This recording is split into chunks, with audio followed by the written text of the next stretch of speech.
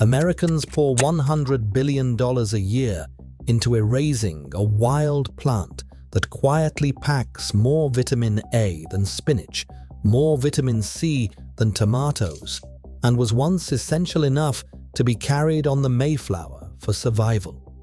If the dandelion was prized for centuries, why did we turn it into an enemy? The answer exposes how a superfood became the most hated plant in America, and who profits from that lie.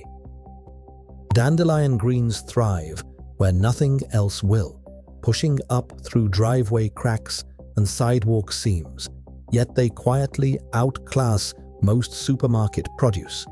A single cup of raw dandelion greens delivers 279 micrograms of vitamin A, more than spinach, and nearly 7 times what you get from tomatoes.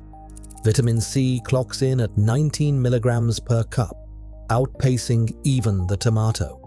The numbers keep stacking up: over 100 milligrams of calcium, almost 3 times what spinach gives. Iron, potassium, and vitamin K all show up in levels that leave popular salad greens in the dust.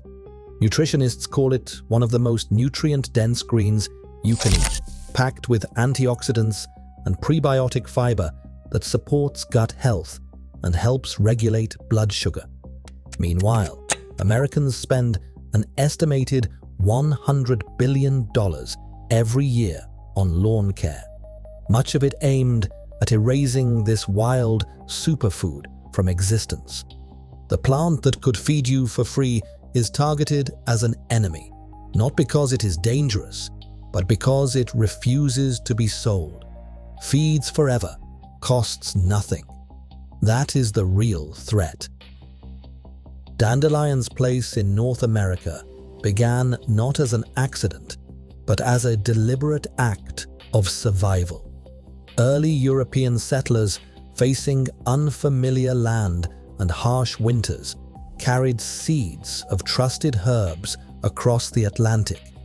Dandelion, known in their herbals as Dandelion, the lion's tooth, was prized for its power to heal and sustain. Colonial diaries and 17th century botanical records like John Josselin's New England accounts place dandelion among the plants that sprung up since the English planted there.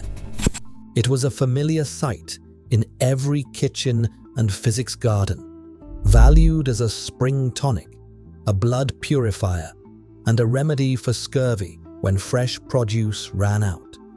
For nearly 3 centuries, it served as both food and medicine, its roots and leaves relied upon through epidemics and shortages. The plant's resilience made it a partner in survival, not a pest. Only much later would its role as a household staple be rewritten. The story of dandelion in America is not one of invasion, but of invitation, a relationship built on need, memory, and mutual benefit.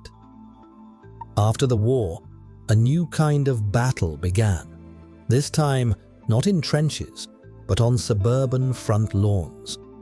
O.M. Scott and Sons, once a humble seed seller, found itself flush with opportunity as millions of Americans moved into cookie-cutter houses with blank, grassy canvases. The company's post-war catalogs and magazine ads did not just sell grass seed, they sold a vision of social worth measured in green, uniform turf. Dandelions became the enemy, not for any danger they posed, but because they refused to obey the order of the perfect lawn. By 1946, chemical companies were sitting on warehouses of 2,4-D, a compound first developed for military use to destroy enemy crops. With the war over, this herbicide needed a new mission. Scott's and its competitors saw the answer in suburbia. They rolled out products like Weed and Feed, combining fertilizer and 2,4-D in a single spread. The message was clear. A weed-free lawn wasn't just healthy. It was a sign of moral character. Ads in Life and Better Homes and Gardens showed smiling families on flawless grass, while dandelions were painted as shameful blemishes, a reflection of laziness or even poverty. The cycle was lucrative. Fertilizer made the grass grow thick, but that same lushness gave dandelions more to feed on. Herbicides wiped them out, but only until the next season, when the process and the spending began again. The perfect lawn became a product, not a plant. And at the heart of it all was a campaign to turn a free, self-sustaining superfood into a symbol of failure, all to keep the cash flowing through the checkout line. Beneath every dandelion, a taproot drives 6 to 10 feet down, splitting hardpan soil that suffocates most crops. This root is more than a survival tool. It is a biological elevator, mining minerals that lie far beyond the reach of shallow grass. Calcium, potassium, and other nutrients are drawn up from deep subsoil, then released at the surface each time a leaf yellows and falls. In places where turf grass collapses, dandelions act as repair crews, aerating compacted earth and feeding the next generation of plants. No fertilizer needed, no irrigation required. Just a stubborn root doing what chemicals cannot, healing broken ground for free. The plant's secret weapon does not stop underground. Dandelions reproduce by apomixis, cloning themselves in every seed. No pollination, no waiting for a lucky cross, just perfect copies, season after season, each one primed to thrive where others fail. A single flower head can scatter hundreds of genetically identical seeds, each ready to colonize a crack in the pavement or a patch of depleted lawn. This relentless self-sufficiency is the reason chemical companies cannot control it. You cannot patent a plant that multiplies itself without permission. Inside the roots, up to 45% of their mass is inulin, a prebiotic fiber that feeds beneficial gut bacteria and helps regulate blood sugar. In a world obsessed with expensive supplements, Dandelion offers what laboratories try to synthesize: complex nutrition delivered for free by a plant that refuses to die. The so-called weed is a living system that restores soil, multiplies itself, and offers medicine with every bite. All of it invisible to the eye, waiting just below the surface. In 1942, as Japanese forces cut off 97% of the world's natural rubber, the United States government scrambled for a backup plan. Deep in United States Department of Agriculture files, a new kind of dandelion appeared, Taraxacum coxsages, a hardy plant from Kazakhstan, whose roots, unlike the familiar lawn variety, could hold up to 15% pure rubber by dry weight.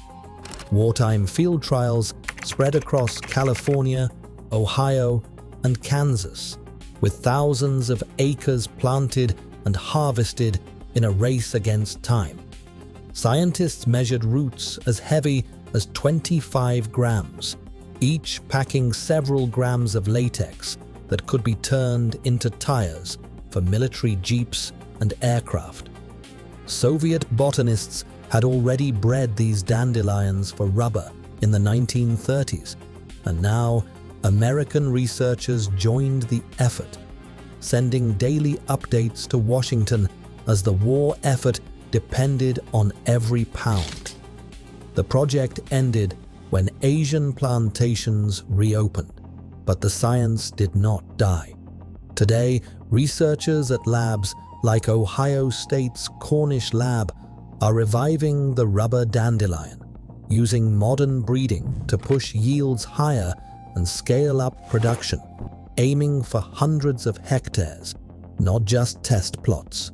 The same plant, once grown for survival in wartime fields, is now poised to challenge the failing rubber tree monocultures of Asia.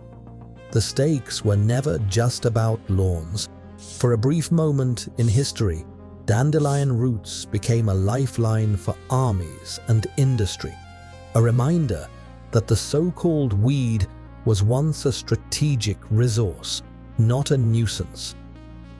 Picking a dandelion is an act of quiet defiance. The same plant that chemical ads told you to fear can be foraged, eaten, and shared, if you know how. Start with the youngest leaves in early spring before the flower stalks appear. These are the least bitter and work raw in salads, blended into pesto, or sautéed with garlic. The roots, scrubbed and roasted, make a caffeine-free coffee substitute packed with inulin, a prebiotic fiber. The golden flowers become syrup or wine, a tradition that predates the invention of the lawnmower. Every part of the dandelion is edible, as long as you harvest from places free of pesticides and road runoff. Letting dandelions bloom is more than an act of personal rebellion. It is a lifeline for pollinators. Early in the season, when little else is flowering, bees rely on dandelion pollen to survive. Studies show that urban lawns with dandelions support up to 3 times more pollinators than chemically treated turf. But not everyone welcomes wildness. Homeowner associations in dozens of states fine residents up to $500 for letting dandelions grow. Check local ordinances before you plant or forage openly.